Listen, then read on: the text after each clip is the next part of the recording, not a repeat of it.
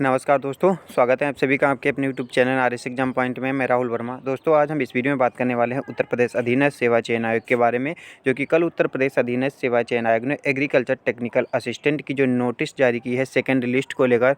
उस लिस्ट के आते ही अभ्यर्थियों के मन में बहुत से डाउट तैयार हो चुके हैं और बहुत से ऐसे अभ्यर्थी होंगे जिनको कल शाम से अभी तक नींद भी क्लियर नहीं आई होगी।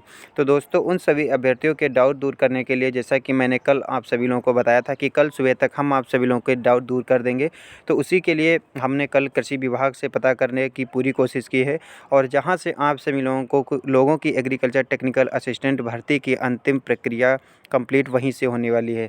तो दोस्तों, चलिए वीडियो को शुरू करते हैं। उससे पहले बता दें, चैनल पर पहली बार विजिट कर रहे हो तो चैनल को जरूर सब्सक्राइब कर लीजिएगा, बेल आइकन को दबा दीजिएगा ताकि आगे आने वाले सभी ऑथेंटिक वीडियोज़ की नोटिफिकेशन टाइम से मिल सके।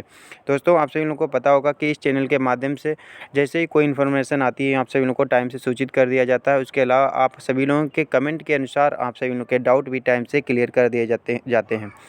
तो दोस्तों, सबसे पहले हम बात करेंगे एग्रीकल्चर टेक्निकल असिस्टेंट की सेकंड लिस्ट आते हैं। अभ्यर्थियों के मन में बहुत से सवाल हैं, बहुत तरह तरीके के क्वेश्चन निकल के सामने आ रहे हैं और अभ्यर्थियों को सबसे बड़ा डाउट होगा कि जो अभ्यर्थी पहली लिस्ट में सिलेक्ट हो चुके हैं, कहीं उन अभ्यर्थियों को तो बाहर नहीं कर दिया जाएगा।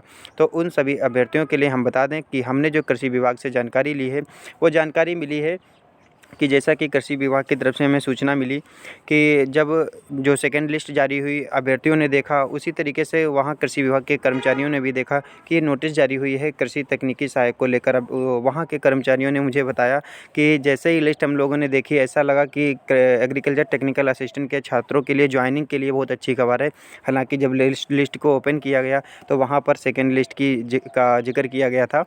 तो वहाँ पर बताया गया कृषि विभाग की तरफ से जो अभ्यर्थी एब्सेंट थे, जैसा कि जो अभ्यर्थी एब्सेंट थे, तो उन अभ्यर्थियों के लिए और बहुत से ऐसे अभ्यर्थी थे जो अलग अलग यूनिवर्सिटी से पढ़ते हैं, तो वहाँ पर जो इसका जो आवेदन की अंतिम तिथि थी, तो उससे पहले उन अभ्यर्थियों की जो मार्कशीट नहीं मिल पाई या कि किन्हीं कारणों बस, लेकिन हालांकि वो कैंडिडेट सिलेक्ट हो गए, उनका रिजल्ट तो आ गया होगा लेकिन फाइनली मार्कशीट नहीं मिल पाई। इस तरीके से कुछ न कुछ प्रॉब्लम रही, तो उन अभ्यर्थियों को सिलेक्ट हो गए डॉक्यूमेंट वेरिफिकेशन में उनको समझ लो बाहर किया गया होगा। और उसके अलावा बहुत से ऐसे अभ्यर्थी थे जो एब्सेंट रह गए। उसके अलावा बहुत से ऐसे अभ्यर्थी होंगे कि जिनके पास उनके डॉक्यूमेंट में मिसमैच होगा। तो इस तरीके की जो सीटें खाली रह गईं, उसके लिए अभ्यर्थियों के लिए ये अधीनस्थ सेवा चयन आयोग ने 25% अतिरिक्त जो कैंडिडेटों को बुलाया है। यहाँ पर कल हमने पता करने की ये कोशिश की है कि जो फर्स्ट लिस्ट में सिलेक्टेड कैंडिडेट थे उसका इस लिस्ट का उन कैंडिडेट पर कोई फ़र्क तो नहीं पड़ने वाला है।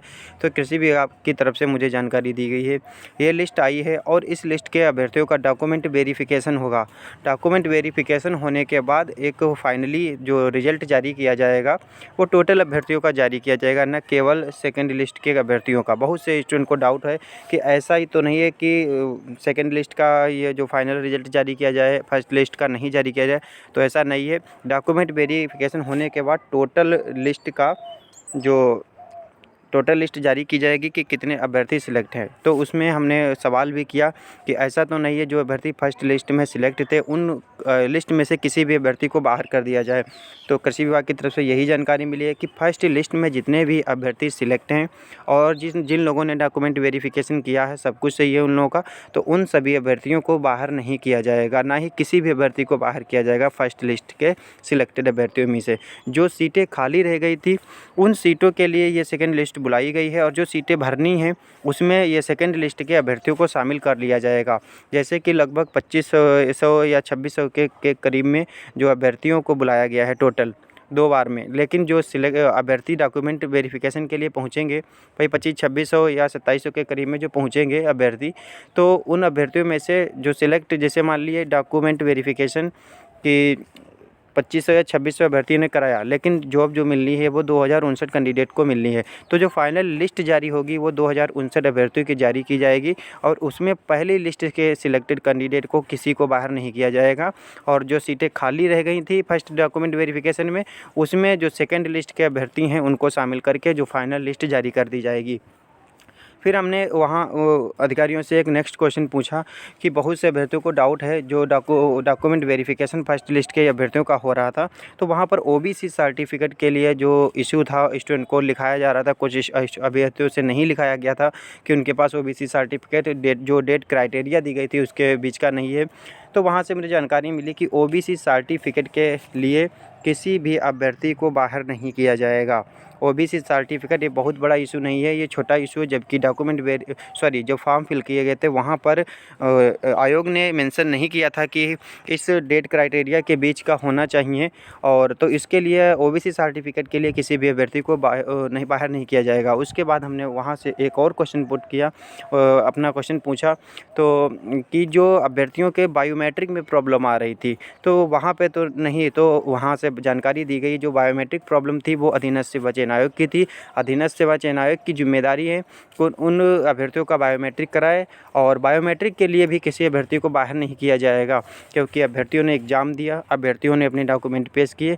अगर बायोमेट्रिक में कोई प्रॉब्लम आ रही है तो वो सही तरीके से कर सकते हैं, दोबारा करा सकते हैं या कुछ भी कर सकते हैं, ये अधीनस्थ सेवा चयन आयोग की जिम्मेदारी है। मगर बायोमेट्रिक के लिए भी किसी अभ्यर्थी को बाहर नहीं किया जाएगा।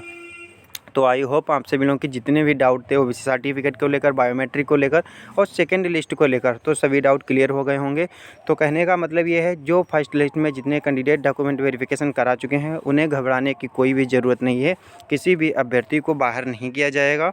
और सेकेंड लिस्ट में, और जो इसका सेकेंड लिस्ट का डॉक्यूमेंट वेरिफिकेशन जल्द ही करा लिया जाएगा, और डॉक्यूमेंट वेरिफिकेशन के बाद जो फाइनल रिजल्ट आएगा उस लिस्ट में 2059 अभ्यर्थियों को सिलेक्ट किया जाएगा, और उसके बाद उन अभ्यर्थियों के जो प्राप्तांक है वो भी शो कराए जाएंगे। उसके बाद आप सभी लोगों के अंतिम जो प्रोसेस है ज्वाइनिंग की वो कंप्लीट कराई जाएगी। तो दोस्तों, आप सभी लोगों के डाउट क्लियर हो गए। अगर आप सभी लोगों को वीडियो पसंद आई है तो वीडियो को लाइक और शेयर ज़रूर करें। मिलते हैं नेक्स्ट वीडियो में, तब तक के लिए धन्यवाद।